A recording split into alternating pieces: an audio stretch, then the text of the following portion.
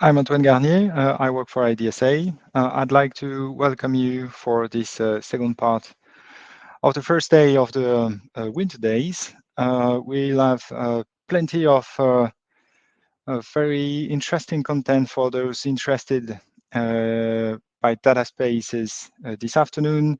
We will be talking about building blocks and common framework for data spaces, but also use case, the open source endeavor that we have within IDSA, and how to put component together. So I'd like to start with the first session already, which is called Building Blocks and Common Framework for Data Space, how to build data spaces. I'd like to welcome first Silvia Castelvi from IDSA, that will be your moderator for this session. And then the panelists. So I saw that they are just arriving. So Dennis Weber from Advaneo, Gerhard van den Elven from iShare, Juan Rollero from Fireware, and Due Lama from Inopay. Silvia, the floor is yours. Hello, Antoine. Thank you.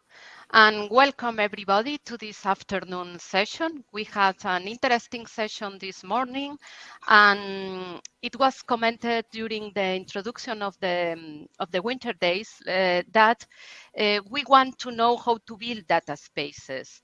And this session has this purpose. Here we have amazing presenters to show us how to build these data spaces, sharing experience. And the first speaker and moderator of this session is Dowell Lama. Everybody knows Dowell. It's a real pleasure to have Dowell moderating this session here with us.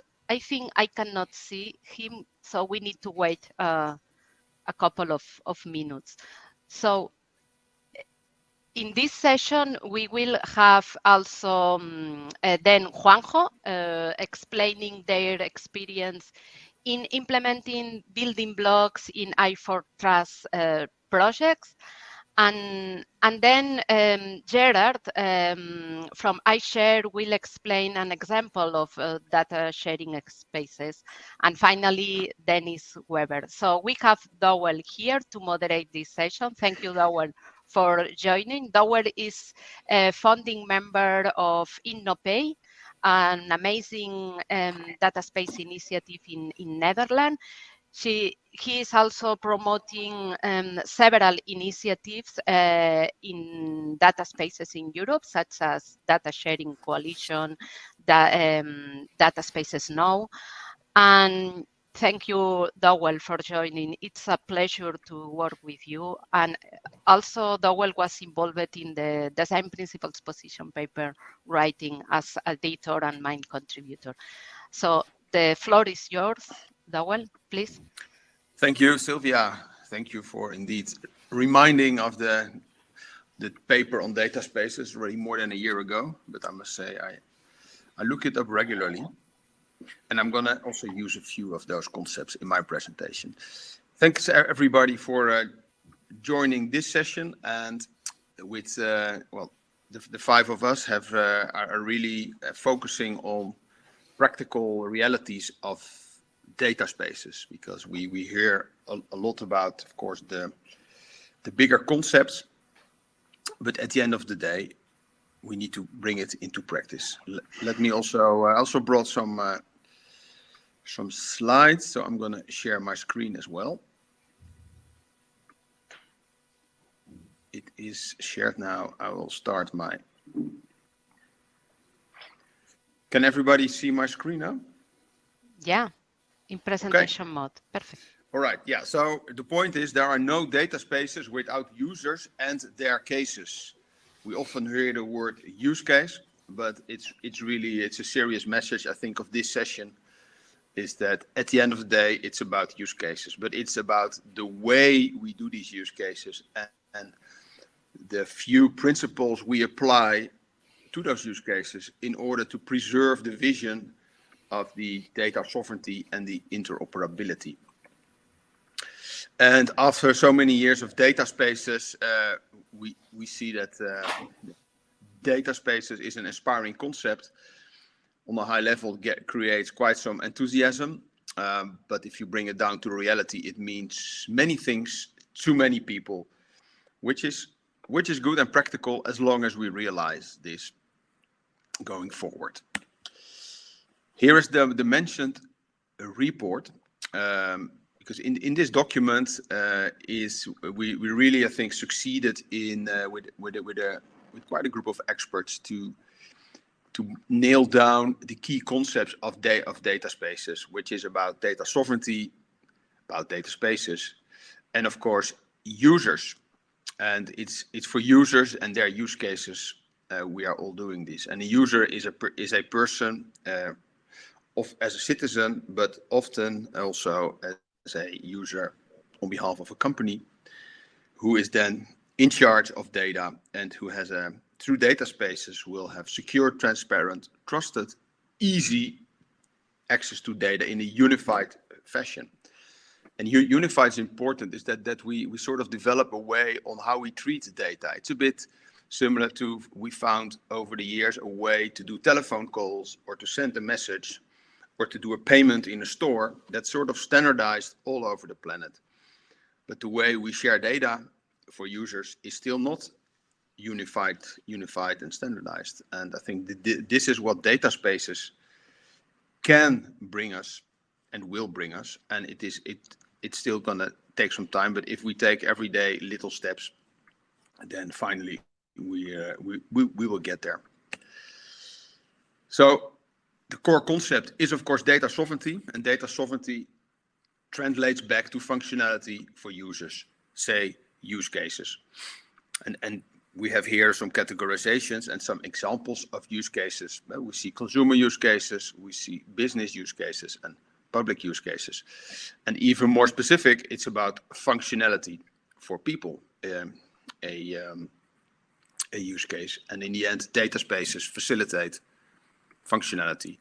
So in the consumer area, you can think of, indeed, in the social media world, of being friends with other people on other platforms without you realizing it.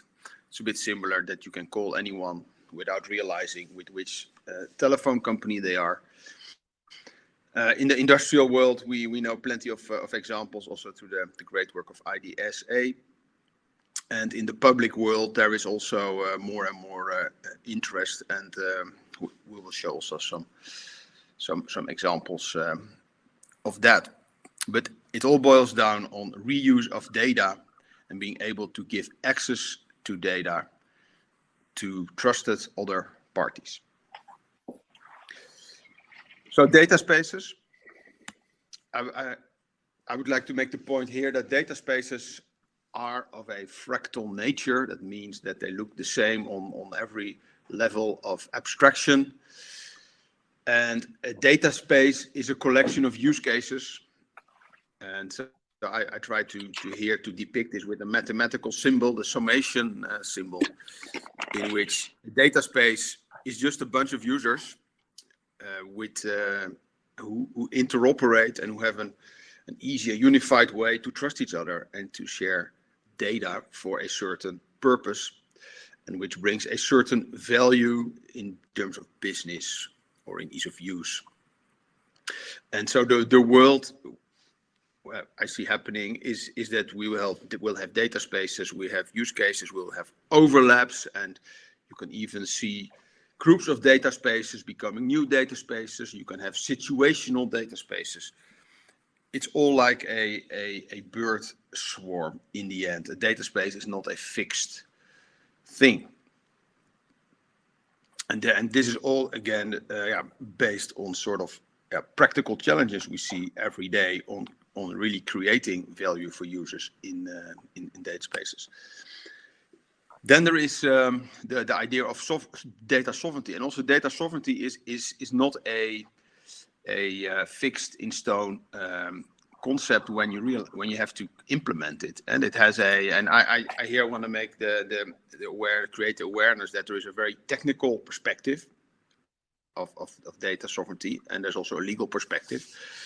And in the technical perspective, there is also a lot of spectrum there as well. You can have sharing data, plain data, but you can also have the more secure, if there are more secure requirements, then yeah, you talk about edge computing, and only the results leave, or only the results are being shared, and that computations are done somewhere else. But it's all data sovereignty. And then of course there is the whole legal side, where when data is shared, is to connect the data right holders to the data being shared, and then it becomes, then the technology is sort of instrumental for creating a legal reality of data sharing. So data sovereignty can also be created with a more procedural and legal way in my experience, and you will see in some use cases. But it can also be created by strong technical means, and it's all data sovereignty, and it all fits into the overall IDS architecture. But in practice, there is a whole spectrum of choices to be made, and that is where the success will be for realizing all these numerous use cases, which over time create a mushrooming world of data spaces. So as said, implementing it is a spectrum, and it has to do with the risk context of data spaces. So if you have requirements of data spaces which have high risk, then you will put up a lot of technical and maybe legal procedures in place where there is if you have data spaces which are of a less risk, but then implementation is easier, and there is a distribution in numbers, and that in practice you see a high number of lower risk use cases versus a lower number of high risk use cases, and we as technical people tend to focus very much on the complex and the high stuff because we find that interesting. But there are also a lot of easier use cases, and that will also drive a big part of the adoption, and will be easier to implement for companies and people. So one way we are pioneering this is in the data sharing coalition. It is an initiative funded by the ministry in the Netherlands, and it's comprising of a whole group of organizations, including also IDSA. And I believe the little map of the Netherlands can easily be replaced over time by the map of Europe, or starting with Germany. But here you see also the whole vision behind this is that it is a summation of use cases, and that but while developing the use case, if you have the eye for the interoperability and the data sovereignty, which is depicted in these pictures, then we are heading in the right direction. I don't believe that the data space is something we can engineer from top down. It will have to grow from bottom up if you want to create a sustainable adoption of data sharing uses. So examples of those use cases in which is in this ecosystem being explored for the last 2 years and also for the years to come. There are here a few. It can be about agriculture and also human trafficking and data sharing in logistics. That is, and you see here some the focus here is a lot on this cross-sectoral data sharing. And one of the examples to highlight here as the last part of my contribution is the one on the green loans, which is a very use case, very topical on the transition of energy, and is that people can have favorable financing conditions if they want to invest in transition investments. And they will receive those favorable conditions if they share data from their smart meter towards their bank. And so for that, a data sharing use case was organized, and that has also required to go through all these different blocks of the data sharing challenges, but most of them were very easily solved because there were only 2 main actors which had to make some agreements. But the most complex one was the identity and access management. So the mechanism to really create the sovereignty for the consumer who had to authorize every time an access to the smart meter data, but only for that specific purpose, for a specific duration, and that well, it is a very practical use case, and this was all the results of this were documented, and this was a very particular one where there's a user behind the screen, but it's just an example of that it is possible to create a bottom-up use cases and still having the data sovereignty and also the decentralized data sharing. I leave it at here, and I invite well the rest of my distinguished panel also to highlight the practical realities of data sharing, and so you will hear more from Juanjo, Gerard, and Dennis, and so I would like to pass on to Juanjo to take us along in your practical use case considerations. Okay, thank you, Dove. Let me share the screen.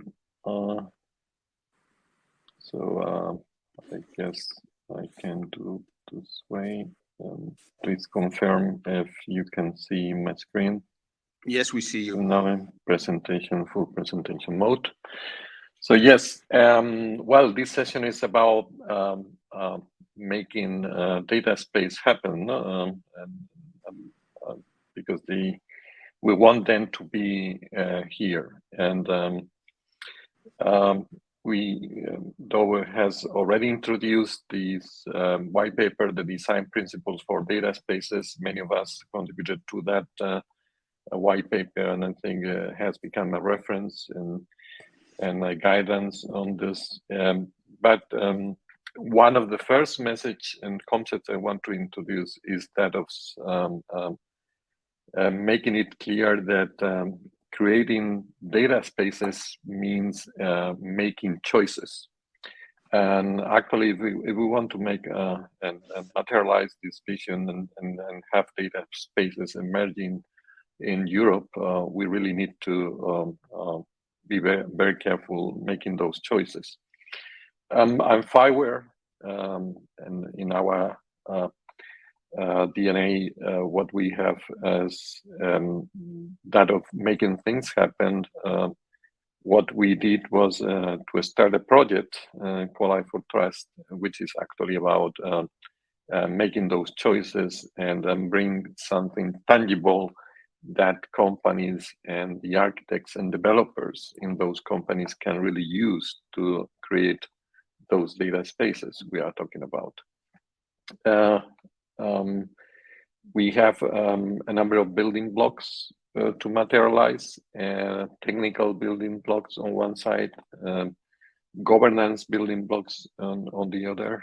Regarding technical building blocks, a number of building blocks that have to do with data interoperability, how to really make effective the exchange among participants of a data space. Of course, building blocks that have to do with how to preserve data sovereignty and trust, but also equally important, if we look towards sustainability of the whole thing, building blocks for data value creation. And what we did in I for Trust is we bring together technologies coming from Fireware, coming from iShare, and Gerard may probably elaborate more about what they are bringing in this project. We were bringing all this together to create a complete and comprehensive framework.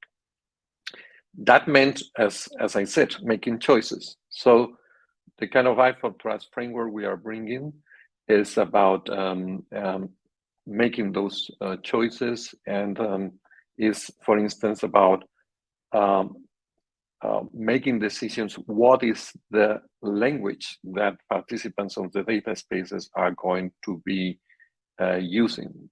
Those participants in I for Trust based data spaces, and talking about that same language means choosing a concrete data exchange API, because that is the kind of sentences those participants are able to construct. is about creating data models because they have to be able to speak about the same things. And last but not least, common mechanisms for identity and access management. And these are three key elements that about which we have made some choices in I4Trust. Concretely, about what data exchange API is being used, we have gone for an approach where participants of data spaces in I4Trust are exchanging data about digital twins. Each organization is expected to have a smart solution running, which already leverage on the concept of digital twins, and those participants, what they are doing is exchanging data about digital twins, the digital twin data that brings a representation of the real world all the participants share. Regarding identity and access management framework, we are bringing together following iShare specs and a complete set of open source components. We evolved some of our components in firmware to align with iShare specifications. We also rely on global services like the one from iShare Satellite to bring the concept of trust anchor. But last but not least, we also incorporate advanced concepts like data marketplaces, publication services, again, aligning with the standards like TM4 APIs, and when we talk about data publication, DCAT and DCAT AP, which are well-recognized W3C standards. This is a bit, again, this taxonomy of building blocks, where I will not go into the details, but there are these concrete choices in each of the boxes about concrete standards we are following, and some of them already in place in the existing I4Trust framework, others in the roadmap. Very briefly, perhaps regarding data exchange API, NGS-ILD, the ETSI standard as a basis for exchanging digital twin information, regarding data models, adopting those that have been defined in the Smart Data Models Initiative, and contributing to that large library of resources, data models to grow.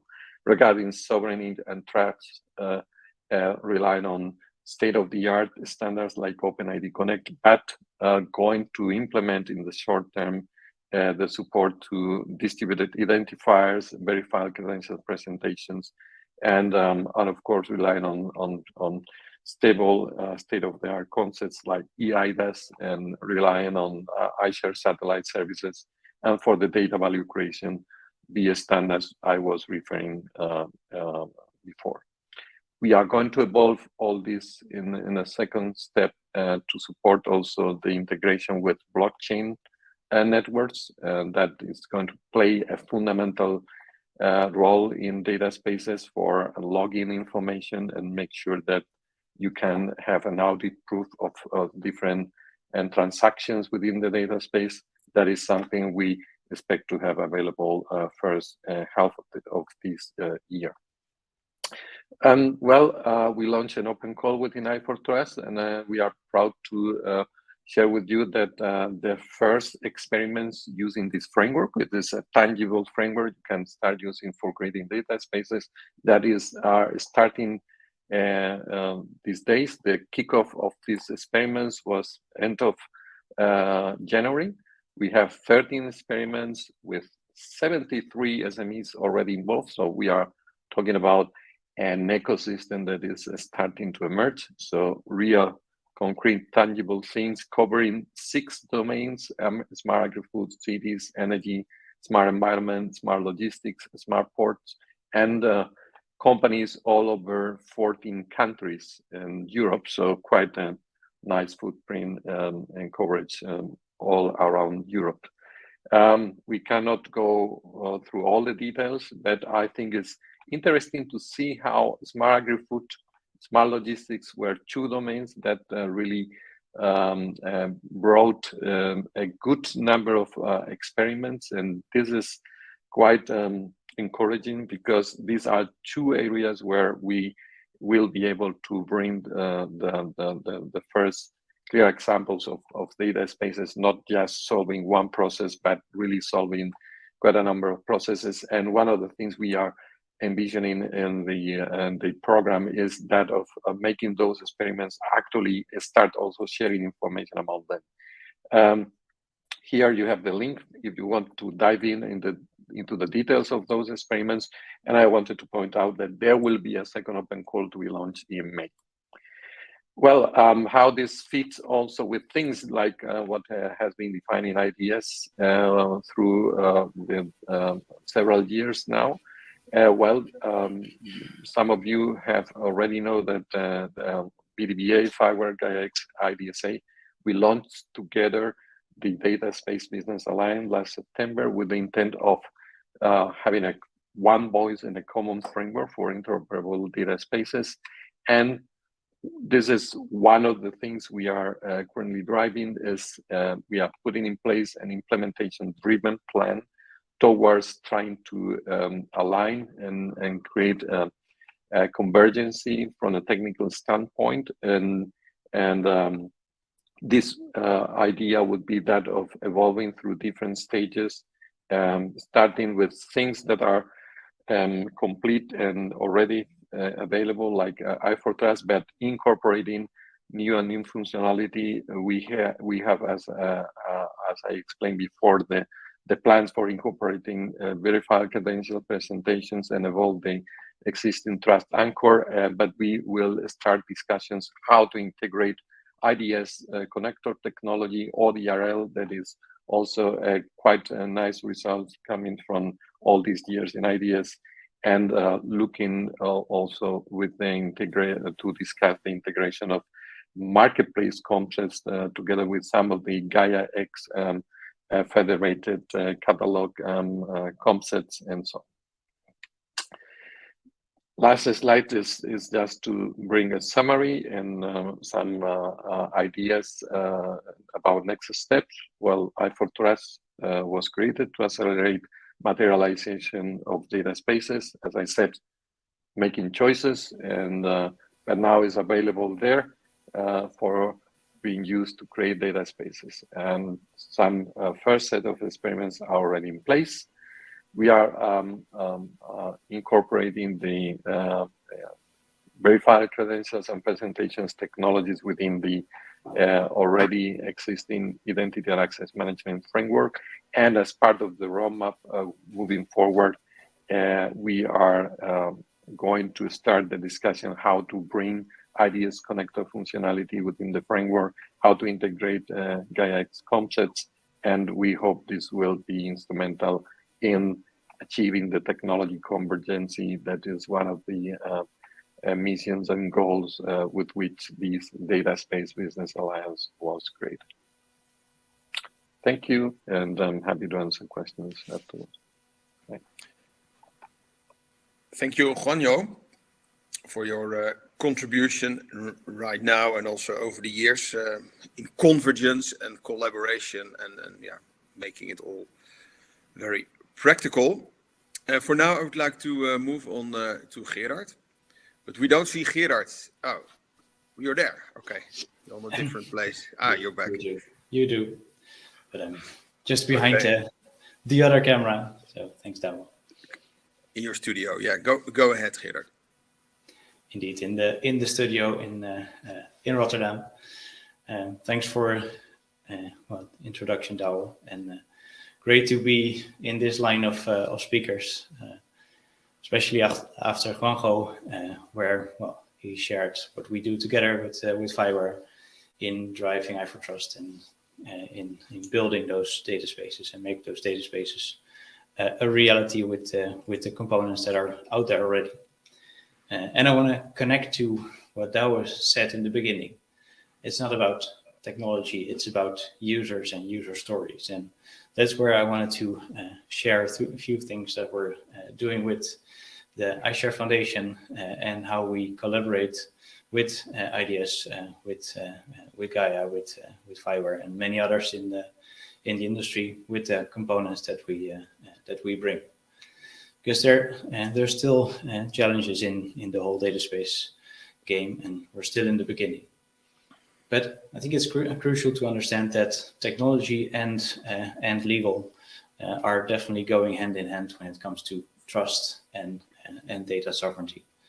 And that's where iShare has been playing a role since the foundation started back in 2015 in the logistics industry and slowly developed further, where iShare helps in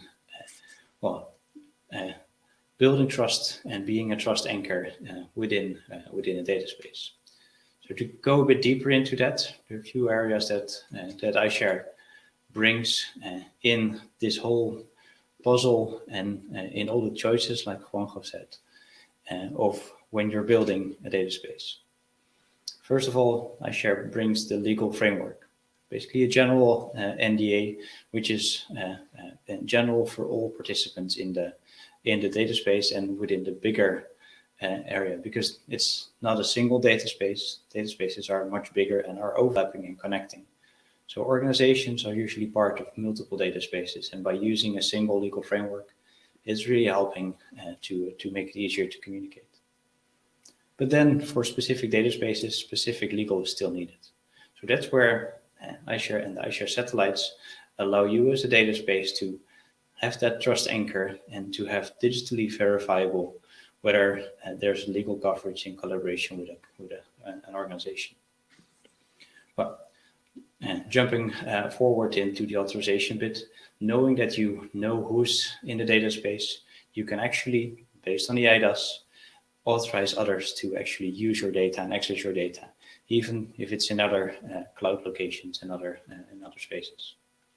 So that is what we're doing, and I don't have to repeat that, with iForTrust together with FireWire, and bringing those building blocks available to actual applications and make it super tangible. So there's a lot of content also on the iForTrust website to actually make it real and implement it.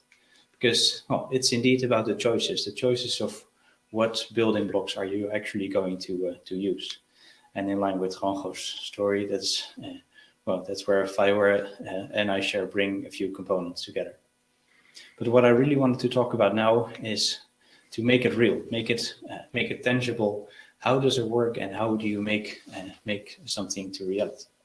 And I wanted to share a use case which is, funnily enough, pretty close to the use case that also DAO was shared within the energy space, but then on the business side. The Dutch institute, the Rijksdienst voor Ondernemend Nederland, which is part of the Ministry of Economic Affairs, is monitoring how the Netherlands is doing when it comes to the climate agreement, Paris Agreement. But instead of going old-style reporting, they're going data space. Instead of sending all organizations in the Netherlands a request, hey, can you do a monthly report on where you go with your energy consumption? They're going, hey, let's request an authorization on the existing data, because energy consumption data of businesses, which is super sensitive, is already out there with the energy providers, the grid operators, and in the Netherlands specifically with EDSM. By getting authorizations, specific authorizations on receiving that data or collecting that data, reports of the entirety of the Netherlands will be generated in a data spaces fashion. And I think this is a great example how that actually works, where we use, of course, iShare components, data standards that are out there for energy consumption, and a simple way of discovery, where also the iShare satellites play a crucial role. So this sounds all amazing and super cool, but the question, of course, is how does that really work? So I wanted to take you through a quick step-by-step animation, how that is actually working, and how parties are collaborating with the use of those components. Because, on the left you see the data consumer, which is the ministry wanting to have data and usually have the tendency to send emails or send letters to all those organizations. Now within this data space, this application, which is totally federated, there's no central body, there is the use of the iShare satellite, which is just the iShare authority, totally run by an independent organization under the iShare specifications. Within that satellite, the information is available of all the participants. So the data owner is registered in this data space, and the pointers to where his data is are available in the iShare network. So ministry asks, hey, where's that the information of that organization? Gets a pointer to his marketplace, maybe, but in this case, it's directly pointing to the data service provider, which is IDSN. IDSN checks against in the network, is this a trusted party? Can I really collaborate with this this organization? Are they legally covered for that interaction? That's again checked in the iShare network. And as a next step is, hey, where are the authorizations of this specific data owner? Because I want to make sure, and it's not even making sure, I'm only allowed to share data if there's an explicit authorization for this organization to share his data to the ministry. So next step is checking against that role, that authorization registry, which is again an independent role in the data space, where is checked, hey, is there an authorization available? And that's where, well, the cool part starts. Usually the structure is, hey, let's have predefined policies. But in this structure, at the moment, how we are realizing that, it's going to be generated on behalf of a request. So as soon as there's a request from a data consumer, the data owner gets the message, do you want to give an authorization to the ministry? And at that moment, that policy is actually generated. So that flow then leads to a real authorization and actual sharing of data. Totally in line with, well, the European Data Governance Act when it comes to data sovereignty and data control, in line with the directions of Gaia and the principles of IDS, with ready components. So all those components are out there already. This is in production. And the great part is that RVO, so the ministry, will start to collect and get requests out to 1.5 million organizations, which will onboard in the iShare network in the coming years, which of course gives a great foundation, not only for the Dutch market, but we're working on similar use cases also internationally, where other organizations take up that iShare satellite role and onboard participants in a similar fashion, in a trusted structure based on the IDAS and IDS principles. So I would say it's a great example how we have a scaling use case that is really going well, and it's not the only example. There are many other examples that I'd love to share at a later stage. But this is reality. This is how we bring value with data spaces already, because now all those organizations, all those data owners don't have to do any reporting, but they control who is accessing their data and when that's happening. So maybe you want to get some more information, just can drop me a note, an email, or check out ishare.eu. And on that ending, Douwe, back to you. Yeah. Maybe there are any questions. So. Yeah, we're going to save the questions for last. I think we are well on schedule, so thank you both for that. And hereby I put additional pressure on Dennis from Alphaneo to do the same, but we're good. I mean, we saw good examples of very practical stuff. I also know Dennis is also coming with practical from the practical world. He's from Alphaneo. Alphaneo is a long-standing member of IDSA, and they really walk the talk with all their tech and solutions. And I'm very happy that Dennis could join last week actually in our session to also share his experience, his views on how to bring this to life in practice. So Dennis, go ahead. Yes, thank you very much, Douwe. I do hope that you can see my screen now. Just a quick confirmation. Perfect, thank you. Yes, you're absolutely right. And actually that already came to my mind when I heard your presentations now for the first time, like completely.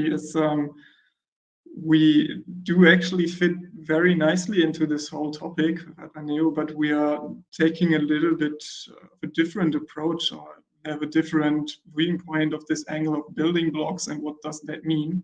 Oops, one click too fast.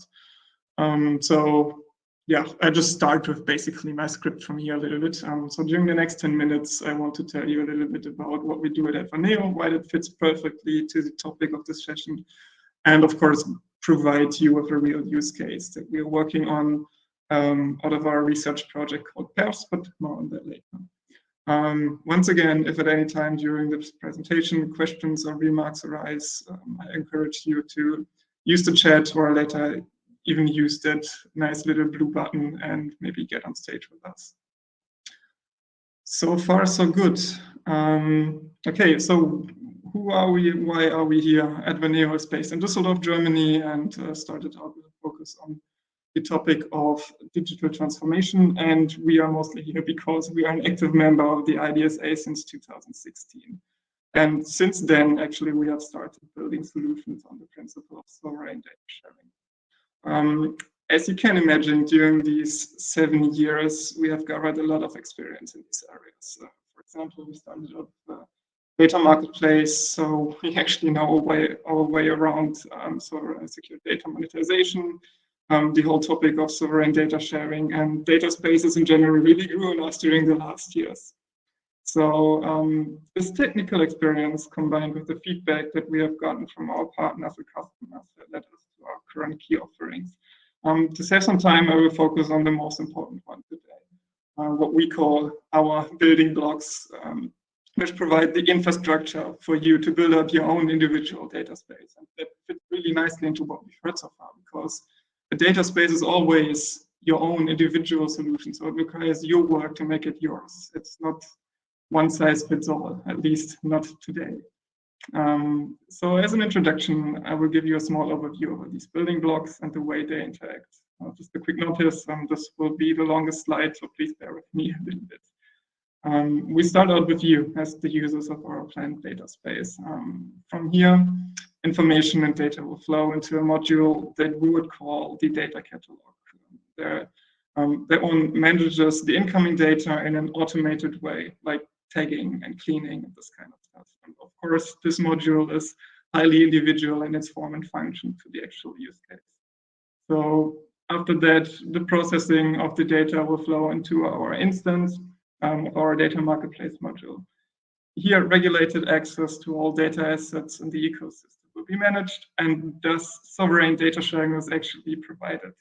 You know, in the IDS ecosystem, this is the role of the broker, but here we also have functionalities, like really core functionalities of the IDS already implemented, like usage control, ident management, or a clearinghouse. And of course, you can use it to monetize your data and process it in various ways as well. But what if you want to share your data to use it in a cooperative use case, but it's just too sensitive to open up to other parties?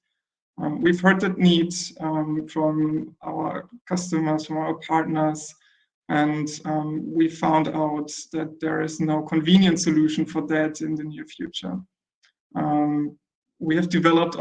That's why we have developed our Trusted Data Hub to extend the current IDS solutions.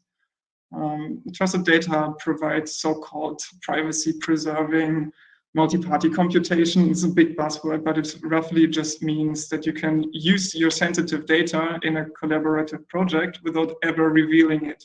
The raw data will not be revealed to the other parties. Only the results will be shared with all parties in the end. We heard that concept mentioned here as well, so we built a solution to actually do it in a way other than, for example, federated learning. And of course, finally, in the middle of it all, potentially as the connecting piece, there's the connector. I probably don't have to explain to you the functionalities of a connector, so I'll just say that we are aware of all the different approaches and endeavors in that direction, and we will pick and customize the right connector for your use case. Or even do it without one if it's not strictly necessary in the first use case and just use parts of it. That always works out as well. To wrap up the Advaneo part of this presentation, I want to emphasize one thing. Our solutions already exist. So obviously, we do not offer a perfect one-size-fits-all click and buy package right now. This, like I said, this is individual for every use case. And this is right now, considering the maturity level of IDSA or something like GaiaX, it's just not realistic.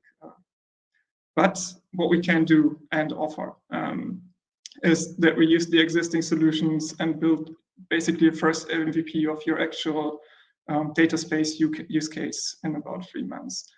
And this is actually a nice transition to the use case that I want to present today, which we implement using these solutions that I've just presented to you.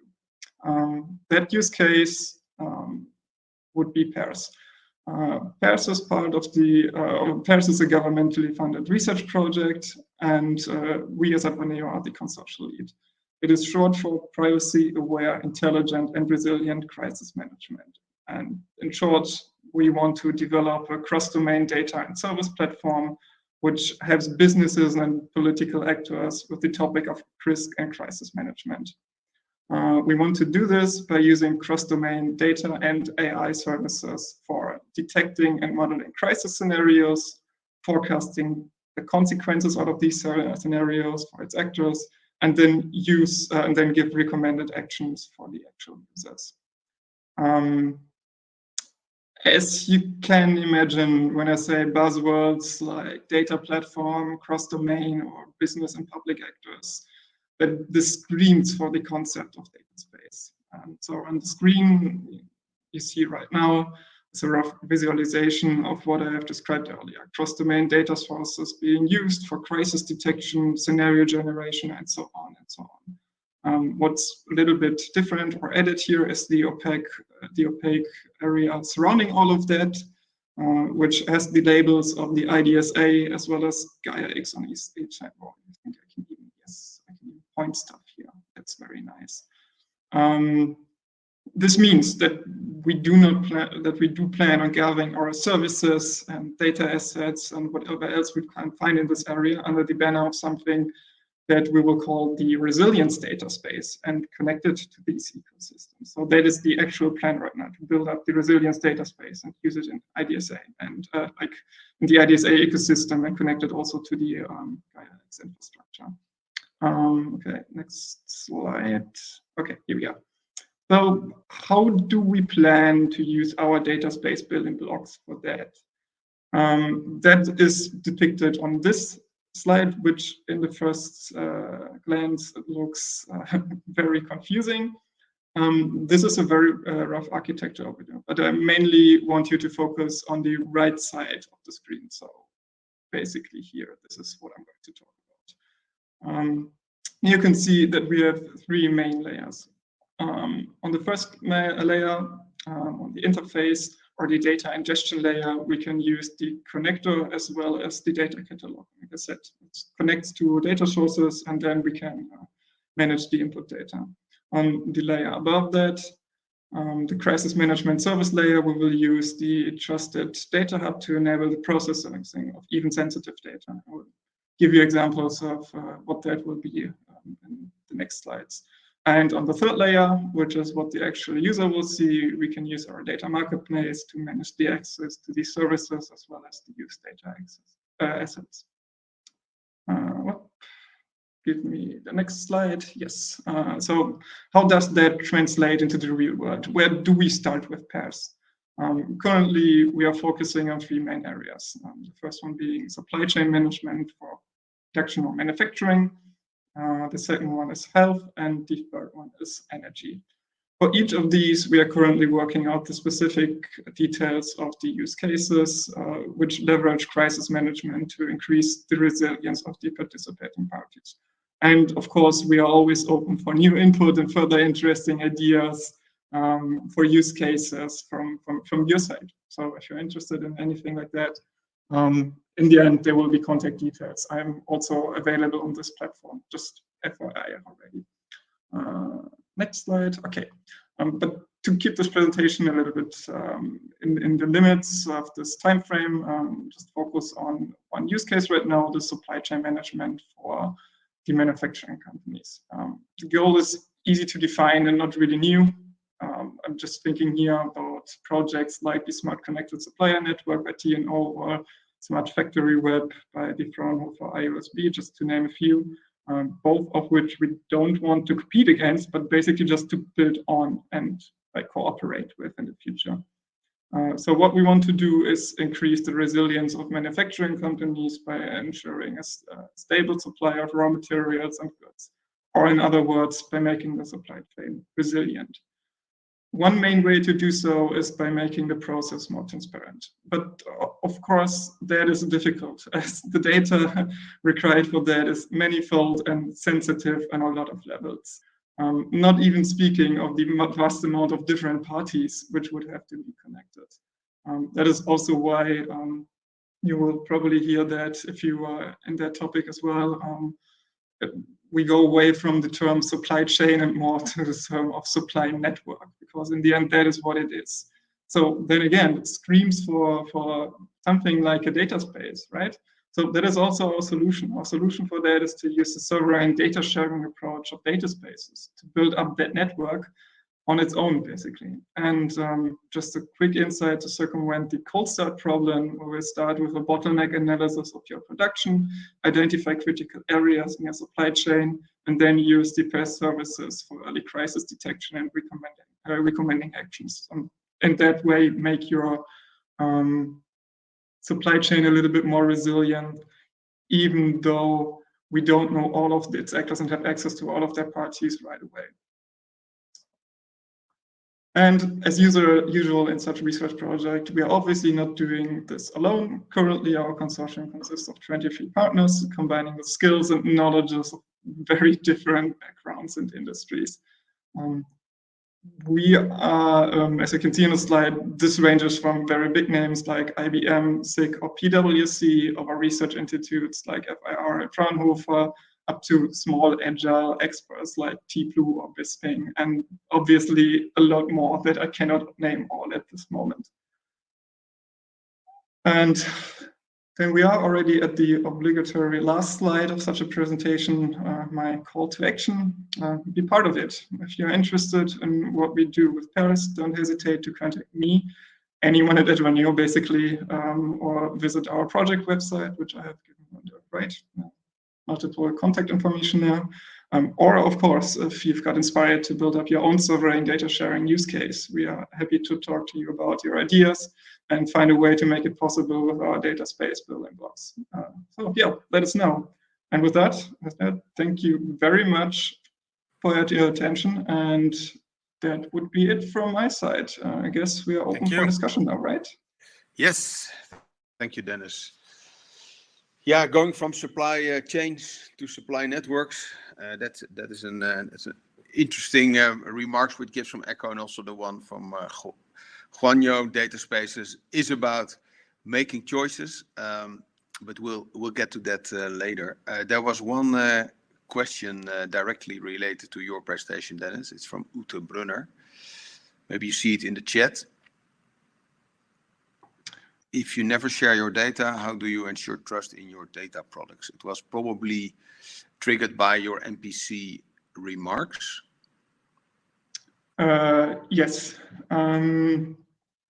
So you don't share your raw data, which does not mean that you don't open it up to other parties. That is the concept behind that, which in the end means obviously the algorithm that you build it on, it needs to be implemented on, let's say, sample data or whatever, or maybe by a trusting third party that has access to a little bit more data than you would put into the system. But what is important, it is not opened up to any one of your competitors, for example. Like in the supply chain, what is the biggest problem is that obviously you don't want to open up your production data to anyone who is maybe on the same tier of suppliers, or even further than basically your tier 1 suppliers and who is after you. But that would be needed. And basically with our system, it would be too much to explain it in detail now, but it ensures that you do not open up your raw data. but that the algorithm that it is run on is implemented on correct data. So it's a mathematical and an encryption-driven solution, right? It's a very advanced technique. So it sounds like magic, but it's really true. I can also testify. It sounds like AI. It's that big black box now. It's a combination of software and hardware where we say, okay, we want to build up the trust in the most ways that we can. But at some point, the raw data and the algorithm, they have to be combined, obviously. And we do say we don't do it completely on the encrypted data. But the point where the algorithm and the actual raw data of the different parties get brought together, that is a completely sealed off server on its own that basically no one has access to put it like in really general holistic terms. Yeah. Okay. All right. Thanks for your reply. Going back to the remark of Juanjo, data spaces is about making choices, and maybe Gerard can start with this. Is in your, let's say, experience of the past years now, and thinking about the scope of choices you can make on data spaces, is there a certain hierarchy of topics on which in practice we make the most choices upon nowadays? And will it always be like this, or will it change in the future? That's of course a great question, and I see also moving. Okay, what is going to be the answer to that? I think one of the key aspects that's defining for everything is what is the key use case and what is the nature of the data that you're actually going to exchange. Because the nature of the data, as in, is it confidential data, is it open data, is it licensable data, that defines for a large portion how you also design the bigger architecture and what choices you make in terms of sovereignty, in terms of authorization structures, or that you would go for a marketplace that is within the criteria and the conditions is free to trade on on data sets or data services. The major cases, and I think that is what we've seen so far, that the cases that actually drive the most adoption and have the biggest impact are cases with big data consumers that collect a lot of data, which is super classified. But by doing that, it's really driving massive use cases and learn. And I think that is a key item that we've been discussing also with the Commission, how to build up that understanding that it's crucial that you as an organization control your data that is already at cloud providers. I think that notion and bringing those cloud providers also on board is really driving the potential of new use cases. But then back to the choices. There are many more choices, of course, in the 4 columns when it comes to the open data model, where governance and having a structure in place to monitor and to manage what the structure is in the data space is key. And then, try to be as nimble as possible at the first stages. So we've seen use cases where, implementation of full standards was the first step, and it usually takes a long time, is not helping you to get to first value. So make it smaller, make create a minimum viable version of your data space with a minimum set of functionality and scale from that. Yeah, okay. That's again the bottom-up story there. All right, thanks. Juanjo, some additional thoughts on this? On the choices? You're muted. Yeah. Really,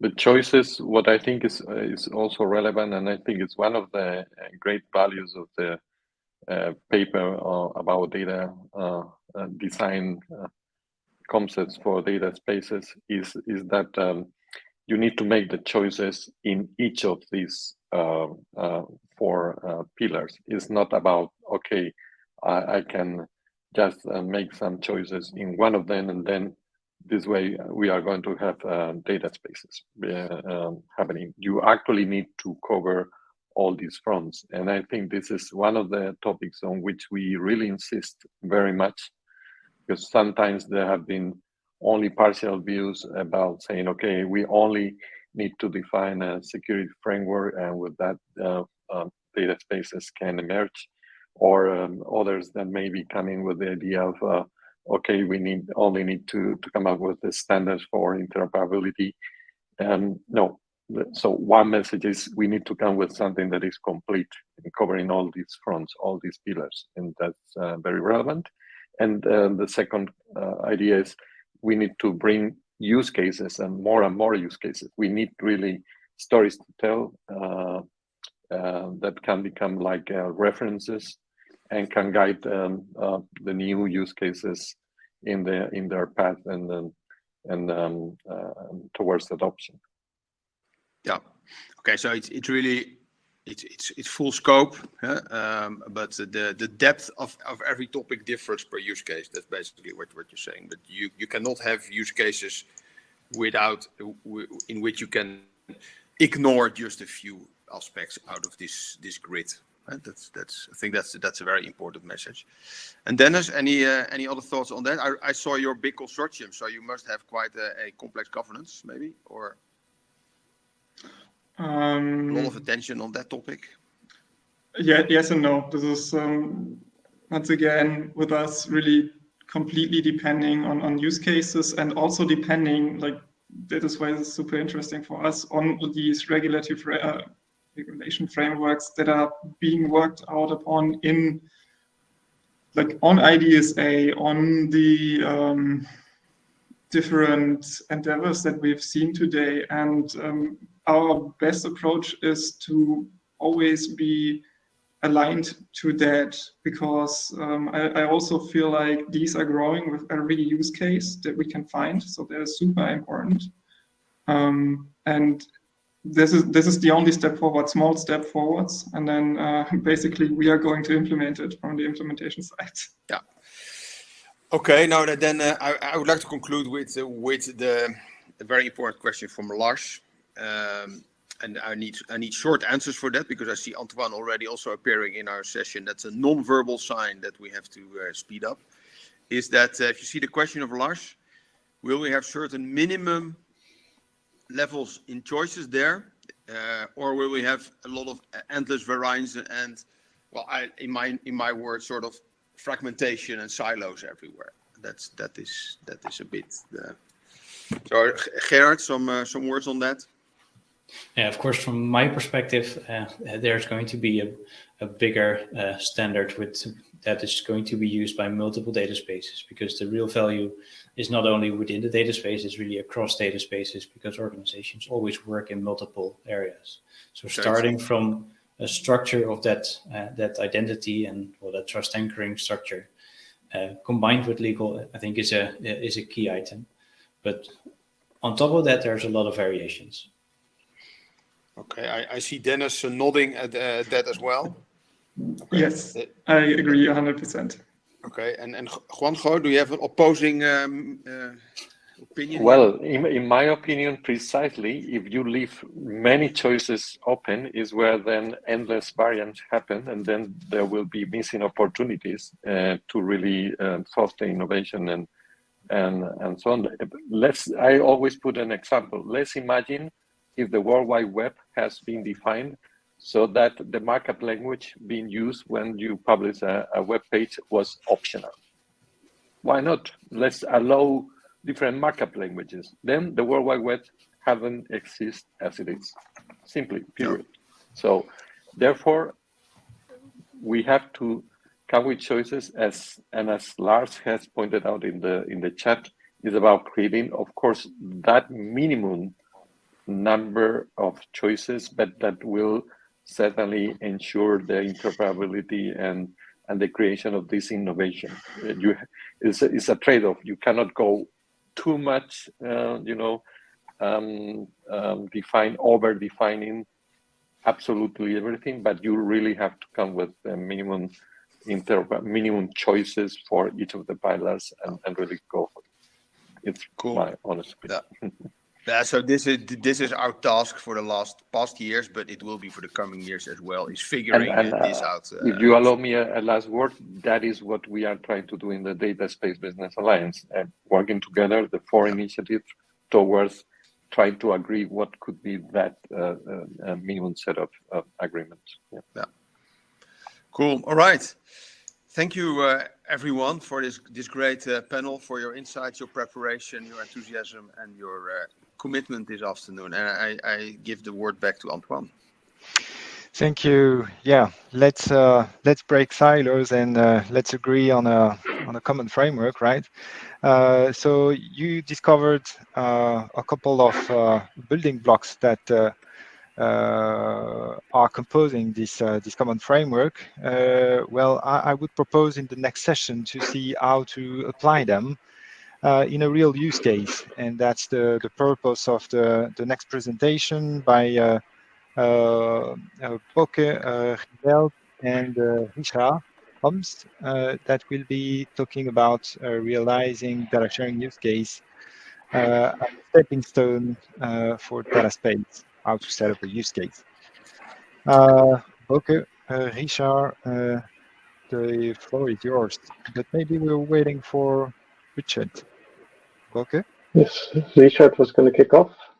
I know. Okay, so I let's wait. thought he was. Ah, there he is. Ah, great. Great. Well, guys, I let you the stage then. Hear All right. you in an hour or so. Thank you very much, Antoine. Let me share our slides. Here they are. All right. So welcome everybody at this session about how to set up a data sharing use case. Bauke and I, we are both working for the Data Sharing Coalition, and within the Data Sharing Coalition, well, we do develop a lot of use cases, and we want to share our insights and approach with you on that. So what we're going to do is we're going to briefly introduce the Data Sharing Coalition for those of you who haven't met us yet. And after that, we will dive into the use case development approach. As you can see already, we have a couple of stages for that. If you have any questions during our presentation, please feel free to put them in the chat, and we are happy to answer them. Having said that, let's kick off. So the Data Sharing Coalition, how did it start? Well, we all know that the data economy, of which data sharing is an important pillar, has a significant societal and also economic potential. It is growing for the coming years, as you can see in the numbers on the left, but there are still some hiccups and some troubles in realizing its full potential. So currently, for example, data sharing is done a lot in an unstructured fashion. There's many companies who see a lot of potential in data sharing, but don't actually do it. And that is because a number of challenges are blocking the realization of data sharing for it. Let's see. So this was also acknowledged by the Dutch Ministry of Economic Affairs in 2019, and they asked the Dutch market to organize themselves. And that is how the Data Sharing Coalition started in January 2020. Our goal is to drive cross-domain, so cross-silo or cross-sector data sharing, and we are still supported by the ministry. We currently have 56 participating organizations who are all involved in data sharing. So they either share data, they consume data, or they facilitate data sharing, and there are a few different types of organizations as well. So we have industry associations who want to represent their members. We have data sharing initiatives and software providers that represent their users. We have standards institutions, and we have companies who create value with data themselves.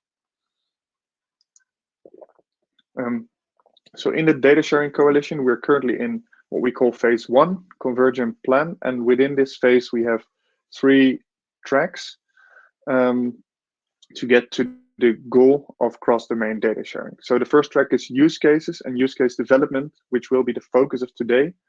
And in that track, we prove the value of data sharing, cross-domain data sharing, by developing use cases. Then we also have the harmonization track, in which we prove the practical feasibility of cross-domain data sharing. So that is connecting different domains with each other. And lastly, we have the community, which is growing, and we provide the community with our expertise, tools, and guidelines to develop their initiatives and use cases. So quick overview of a few of the use cases that we currently have in development. They differ in stages of maturity, I must say, but let's just start quickly describing them. We have the green loans case, in which we enable homeowners to apply for a green loan by sharing their meter data, for which they can receive a discount on their loan. In turn, we have a weed robot case, in which a farmer gives permission to a drone or robot to scan his or her land, and that data is then shared with some service providers. We have the smart cleaning case, in which homeowners, or mostly companies, so tenants of buildings, they share their sensor data with cleaning companies to facilitate efficient cleaning. We have the monitoring human trafficking case, which we will discuss a bit more in depth today, which is about detecting relevant patterns in sources of authorities and private parties to reduce issues in human trafficking without revealing any personal identifiable information of informants and possible victims. We have the sharing freight data case, in which transporters can share information about the load they carry with insurance to improve and speed up the claim handling process. We have the benchmarking for industry associations use case, in which we help industry associations provide better benchmarks by giving them data of their members. And we have another agricultural use case, which is about the improvement of the health of cows by combining insights of data providers on a farm.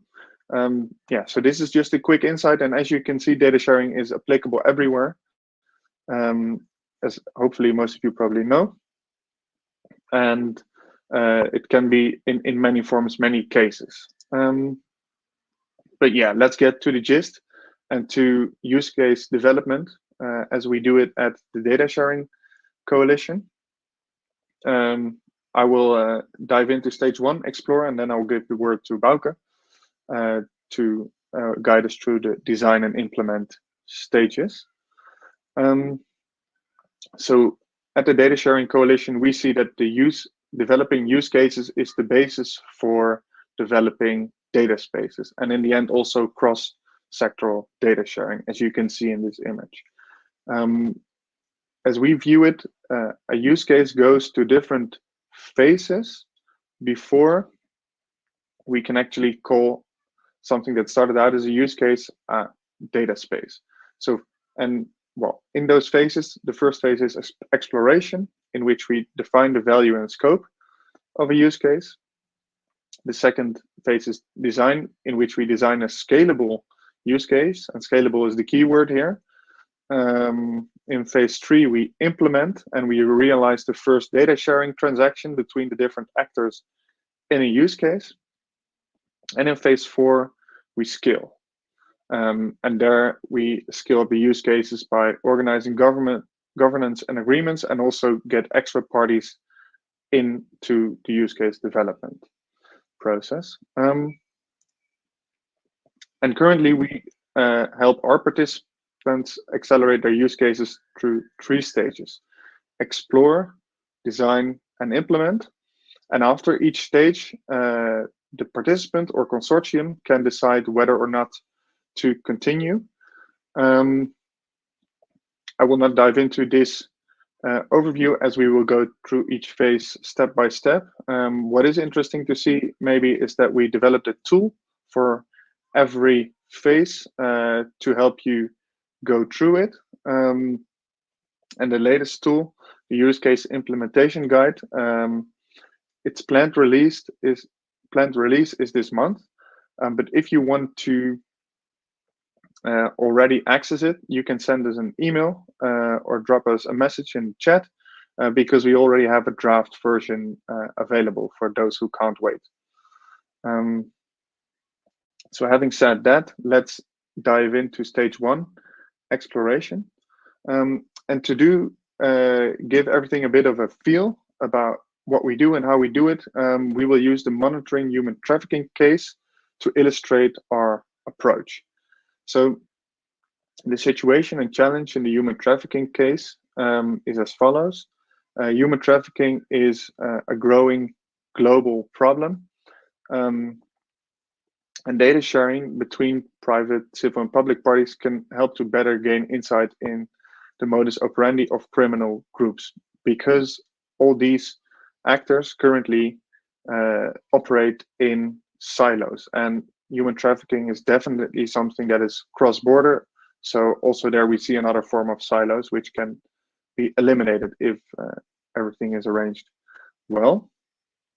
And if we ensure better insight in the networks that are used for human trafficking, we can increase the chance of prosecution, conviction of the responsible groups, people, and also stop human trafficking, which is obviously the end goal.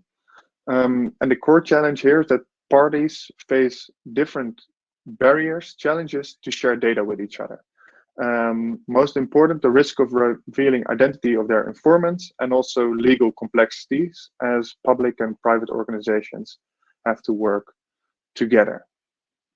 The opportunity that was found here is that the use of multi-party computation, which is a cryptography method, can enable sharing insights of all parties involved without sharing the underlying data.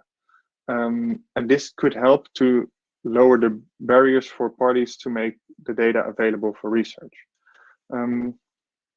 So we explored this use case with a couple of organizations, Roseman Labs, who have NPC technology knowledge, Vincent Masons, a law firm, and the Sustainable Rescue Foundation, which is an NGO for anti-human trafficking. So in the first phase here, we used our use case playbook to define and scope the value of a use case. And the use case playbook consists of 5 steps. So the first step is use case generation, thinking of an idea, the challenges that can be addressed with data sharing. After that, it's important to scope the use case before we go to the assessment of the potential of the scope that was just discussed. After that, we will go into the interaction complexity. There's always multiple actors who have to share data with each other, and that will bring some challenges with it. So we will see how complex it will be. And step 5 is determining whether you want or do not want to continue the development of your use case. So I will now gradually go through each of these steps with the example that I discussed.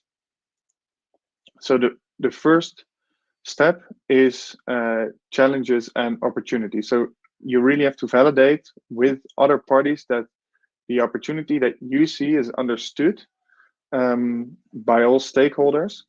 And for this, you can take a time frame that is a bit ambitious. So you can think of a time frame of 3 to 5 years in which you want to have the end goal of your data sharing use case. And it's really important for the storytelling, as was mentioned briefly in the last minutes of the last session, to get this right. So to get other parties on board and to have them invest in your data sharing use case. The second step is scoping. So now you have this wide idea on a 3 to 5 years time frame scale in where you want to end at some point. However, it is also important to get results a bit quicker than that, because otherwise parties might find it hard to invest for a long time. So for the initial scoping, we would say that you take a time frame of 6 to 12 months with a limited number of parties involved to prove that the data sharing is worth it, and to get small results and small steps which can help you to build up to the actual data space in the end. In the third step, there we go. We assess the potential of all parties involved. So what we saw on the previous slide, maybe I'll go one back, is that NGOs, in this case, they let their data sources be analyzed by the multi-party computation technology, and they share their insights with law enforcement and vice versa, right? So we have these three types of parties: NGOs, service providers, and law enforcement, who all have to have something to gain with this use case to get something started. So that is what we do in the step 3. We assess the feasibility of the use case by looking into the value of all actors. And so we have a value impact, which is on potential revenue increase, cost reduction, or other, and societal impact. In this case, revenue increase or cost reduction should be accounted for helping more victims or saving more people. And you can here score whether you see a benefit for everyone. And as you can see in this table, it's pretty fairly distributed. There is value for everyone: NGOs, law enforcement, and also the service provider to take part in this use case. And there is potential societal impact. So that looks all very promising. And it's important that you validate the assumptions that you make while filling these tables in with all stakeholders involved. So come together. We usually organize workshops to do that, to assess the value of the use case to everybody involved. All these scores are obviously subjective, but if you agree on it, it really works well. You can also use other methods if needed to assess the potential of your use case. After that, we go into the interaction complexity for the foreseeable roles in the interaction model that I showed earlier. And here we help you to gain insight into how easy or hard it is to get to develop your use case. And so if everything is really high complexity, it might take a lot of time to develop your use case, and it might be a better idea to go a few steps back, rescope, reassess the value, and see if the complexity is a bit lower, so you can get to the results more easily in the first place, and later on add on more actors. And that a low complexity not only helps the pace of the use case development, so the speed, but also the complexity of decision making and the odds of success. So a low complexity means a higher odds for success. Then in step 5, next we go to looking in how to realize the use case, and it's all about what steps do we need to take and what do we need to deliver in the coming months, weeks, to get our first data sharing transaction going live.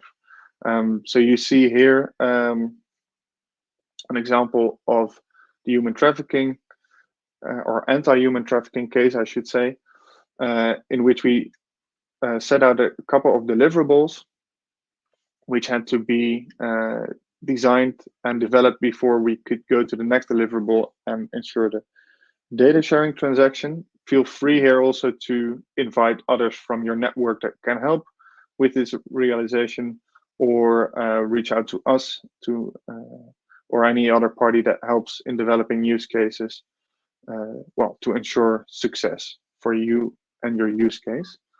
Yeah, so those were the 5 steps in developing use cases. So to wrap that up, a few generic best practices when exploring your use case: cover the future impact of data sharing in about 3 to 5 years. So really think ahead, look at the potential you have, but then select and focus on one use case for the next 6 to 12 months to really have a tangible endpoint and to see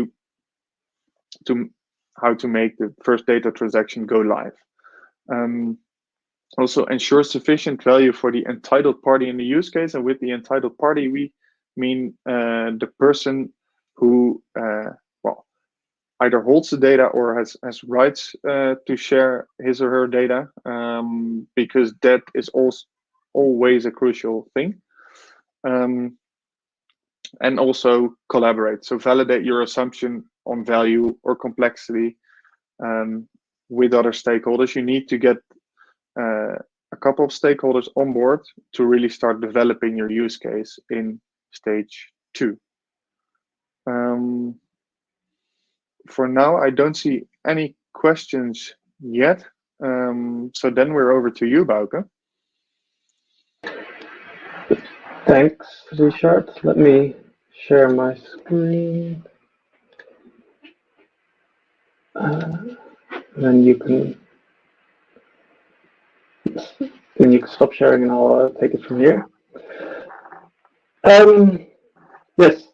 So as Richard explained in the initial, so use cases start by really exploring what is the value of potential data sharing, and is there enough opportunity in the market to make it to realize it.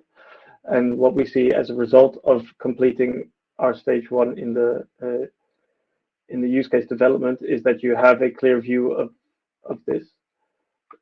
Then you can continue, once you have that clear and you decide that there is sufficient potential in your use case, and there's enough stakeholders enthusiastic about it, you can start or you can decide to continue with it and then start doing the high-level design of the use case. So here we see that to do this correctly in a good way, you need to make sure you have all the key stakeholders involved in the use case. Whereas in the Explorer phase, it was more just the first idea holders, and you don't necessarily need to have everyone involved yet. But at this point, in order to get the right commitment and alignment from all the different from all the stakeholders, it's key to get everyone involved. And in the designing process, we have also developed a tool, our use case blueprint, which is available to everyone online for use, can be used to do it, to come to a design for your data sharing use case. So the blueprint helps make design choices on all the relevant topics. So not just the technical or functional aspects of data sharing, but also the business, legal, and operational, as I think has already been mentioned earlier today. All of these aspects are relevant in enabling a scalable use case, and all contribute to the success of a data sharing use case. And in the blueprint, every topic is introduced and analyzed, and considerations are presented in order in a way that can be used in designing a use case to make design decisions and come to a use case design. And this especially helps you in making sure you don't forget about topics, but also for every topic in the blueprint, it gives specific considerations for scalability, which might not impact your use case at this point very much, but for future scalability considerations, it could be very important. So it helps you ensure that you're not inadvertently closing doors in the future to become more scalable in a larger use case or data space. So that's one of the key values of the blueprint. And the blueprint presents 3 different steps in coming to your design. So first, the scope and ambition is further detailing what you completed in phase 1, making sure it's aligned with all the stakeholders involved who maybe weren't involved initially. Make sure everyone understands the ambition and outlook of the use case. Once you have that, you really need to detail how you can enable the data sharing use case you've defined, what functionalities are required. So define the roles and responsibilities in the interaction model, for example. And then once you have that, you can use that as a fundamental basis for defining what enablers or functionalities are needed, detailed functionalities are needed to enable the high-level functionalities. And there we see a wide range of business, legal, operational, functional, and technical topics. And again, I'll walk through each of these steps using the monitoring human trafficking use case as an example, and giving some of the key takeaways from that.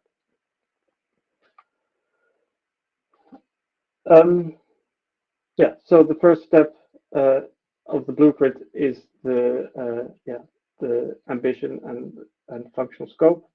So here again, with discussions with the key stakeholders to really scope the functionalities of the use case. So make sure you talk to not only the initial actors involved, but all the possible actors who could take part in the eventual use case to make sure their position is taken into account.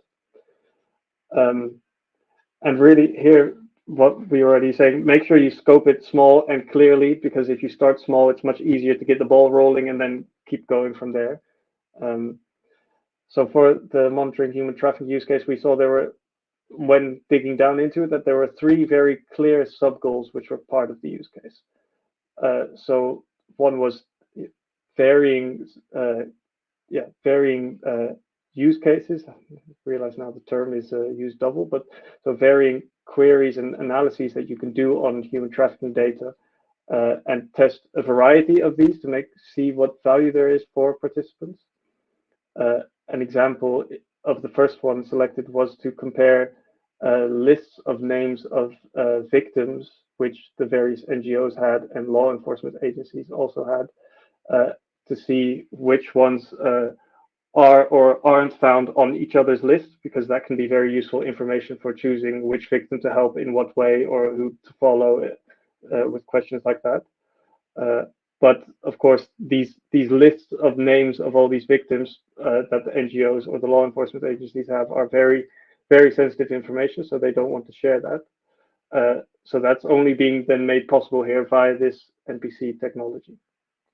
So that what I just described is an initial use case, but there's a few options that we have a roadmap in the use case to slowly increase the functionalities and ensure the technical basis is there and that all the actors involved have enough trust in the solution. Second sub-goal of this use case specifically was really checking what the lawful basis is for the data collaboration.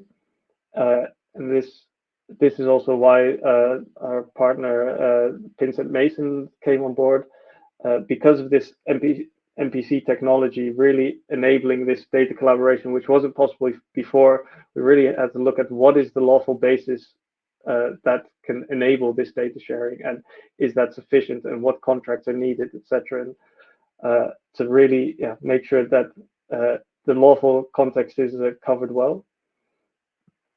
And finally, this use case really had to be future-proof. So it starts simple with this simple use case of just comparing these lists of names, but eventually they really have the big scope of 3 to 5 years of scaling this up to outside of only the Netherlands, with more parties involved, with not only comparing names, but also locations and times and things like that, other information that can be of value in this domain.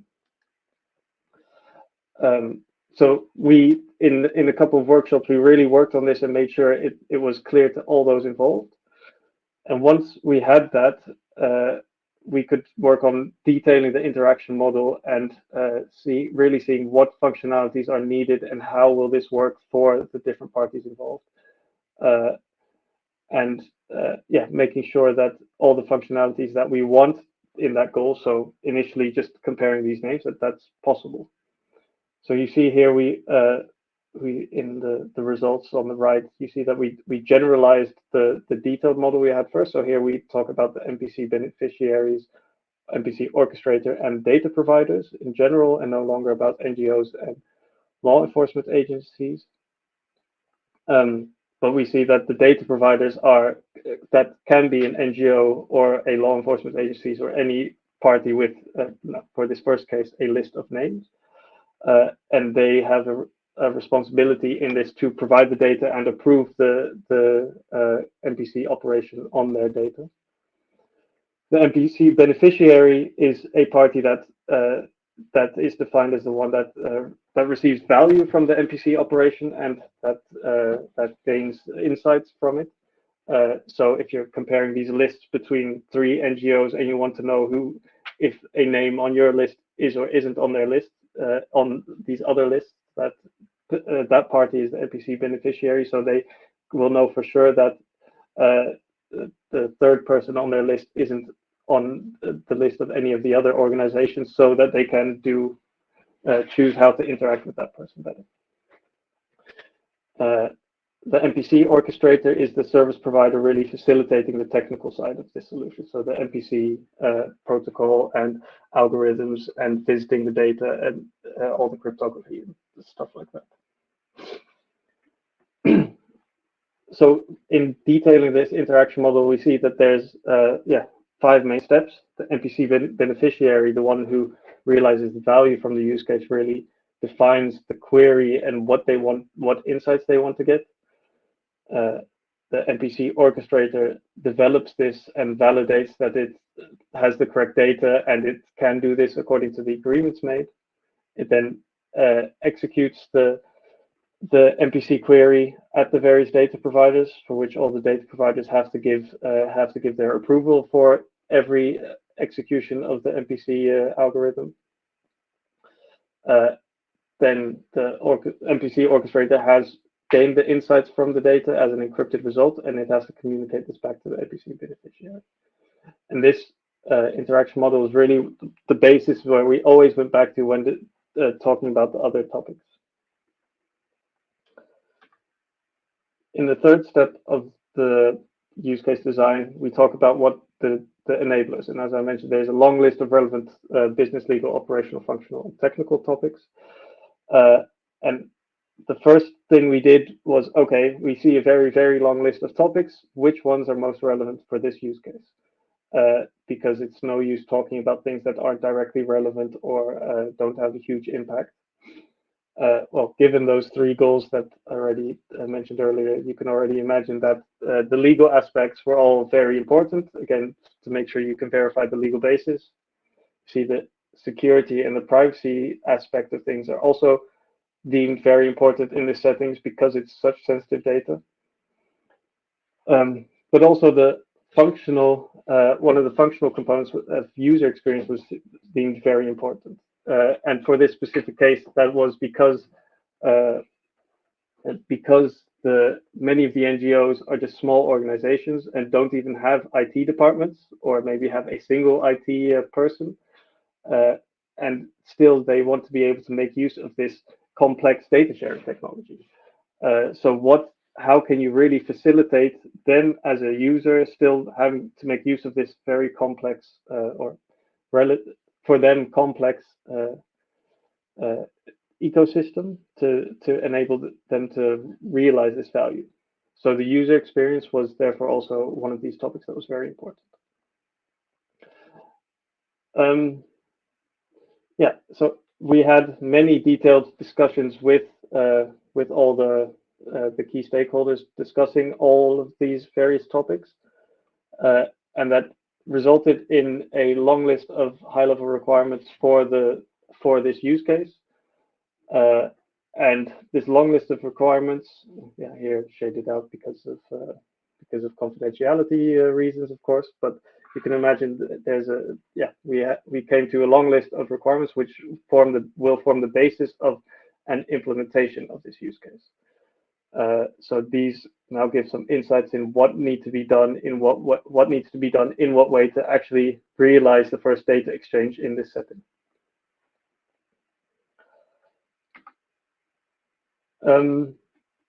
And these results, this list of requirements is the result of this phase 2 of our use case approach. So with this list of requirements, we're really ready to start implementing a use case.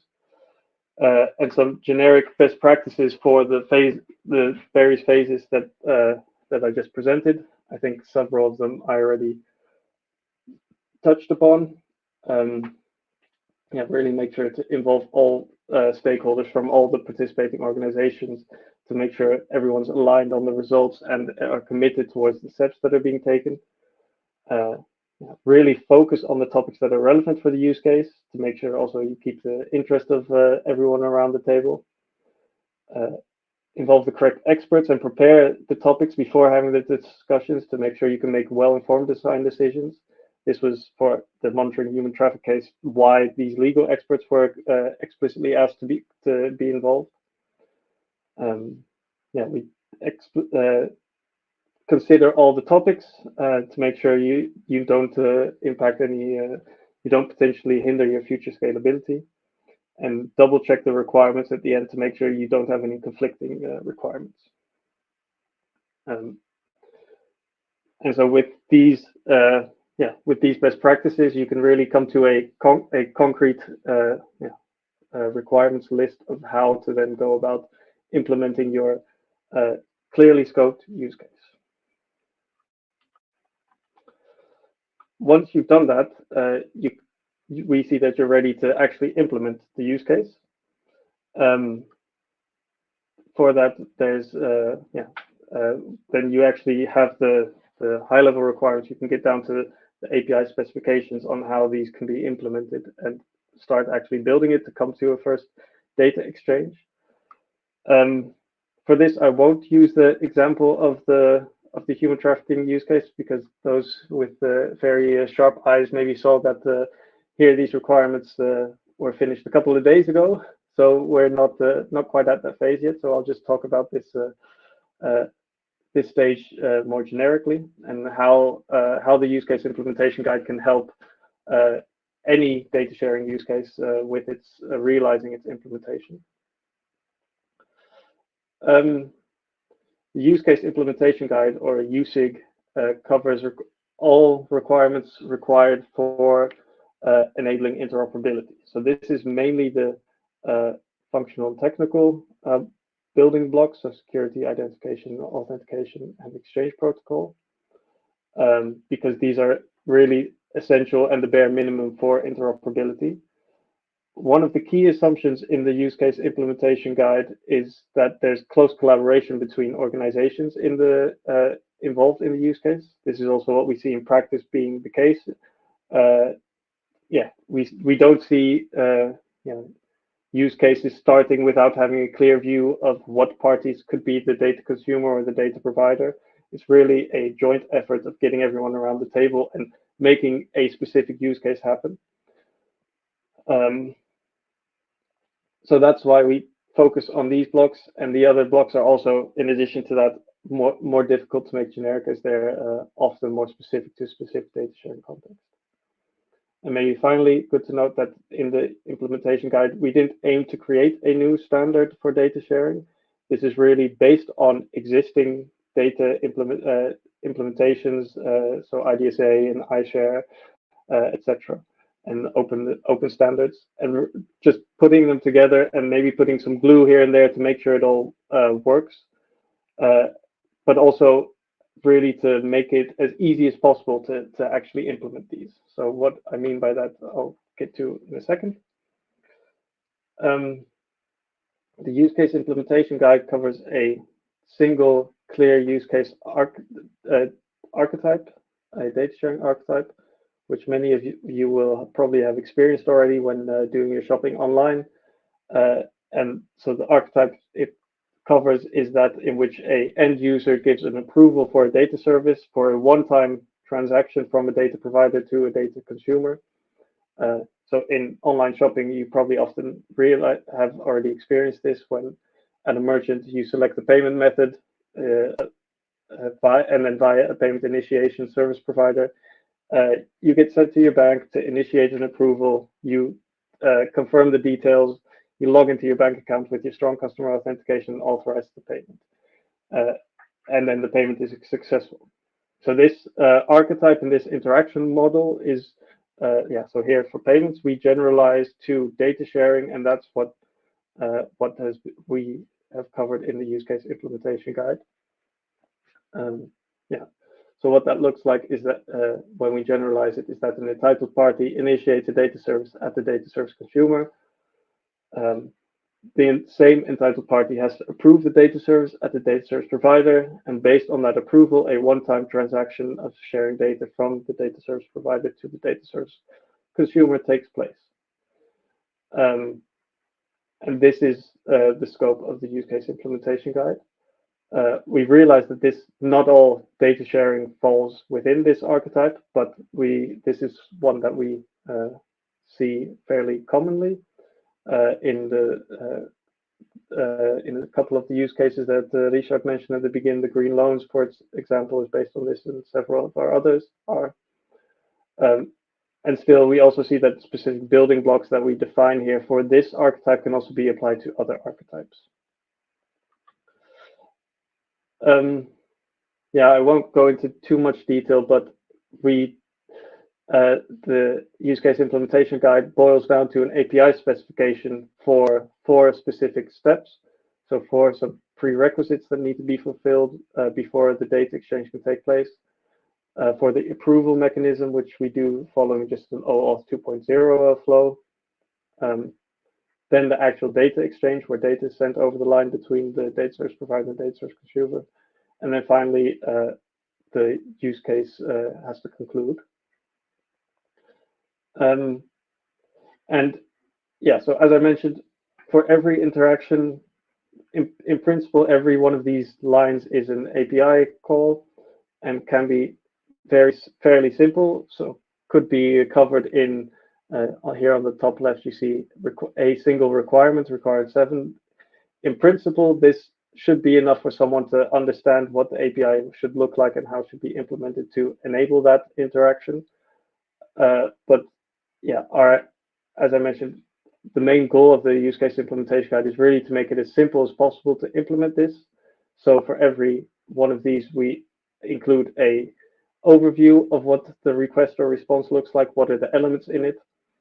We concretely define what the elements are in it, where it comes from, what specifications we follow, and also why. We try to explain why these elements are there, just so that there's a good understanding of that.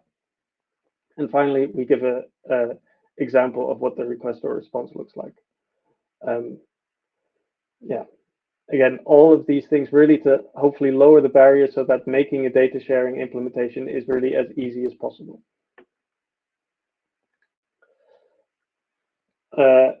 As I mentioned, maybe your data sharing use case doesn't follow the archetype in the use case implementation guide. That's okay. We also understand that this doesn't cover everything, but this was merely a starting point. Even if it doesn't follow this archetype, I believe it can still be of value to you and your data sharing implementation. So how you can then use the implementation guide is to determine the scope and interaction of your data exchange, of your use case, and you can compare that to the interaction model presented in the USIG. Based on your interaction model, you can determine what building blocks are relevant for your use case and what needs to be implemented, and you can then compare that to that which has been developed in the use case implementation guide and applied the building blocks defined in the implementation guide to your use case. So if only, if maybe it's only several of the elements of the APIs that apply to your use case, or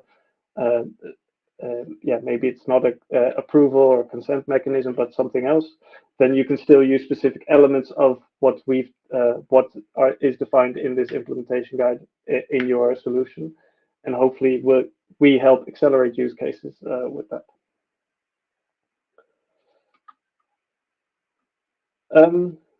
And so that's what how we see use case data sharing use case development in general, and how we as Data Sharing Coalition help support use cases throughout this complete process, and hope to help, really help implementations getting there, really exploring the value, making sure it's all clearly scoped, and helping out in this process to come to an operationalized result. So as I mentioned, all the tools we discussed, so the use case playbook, the blueprint, and the use case implementation guide will will be available on our website. The use case implementation guide will be there in a couple of weeks, but for the rest, they're all already there. I'll paste the link, or maybe Richard could paste the link in the chat for those interested. So those are free to use by anyone. Anyone can look in them, use them however they want, or not, if they're not useful. But in addition to that, we have in-depth expertise on these relevant topics in making the tools, but also all of the tools we've applied in use cases before, and we've got learnings from those that we are more than happy to apply for other data sharing use cases. Further, we facilitate these workshops and these processes for coming to a data sharing use case. The resources I already mentioned. Additionally, we have funding that we can provide for use cases, up to 20K for a use case, if that is something that helps use cases get off the ground and really realize the data sharing potential. And lastly, but also important, we as Data Sharing Coalition can help in the exposure of use cases through our website and social media channels.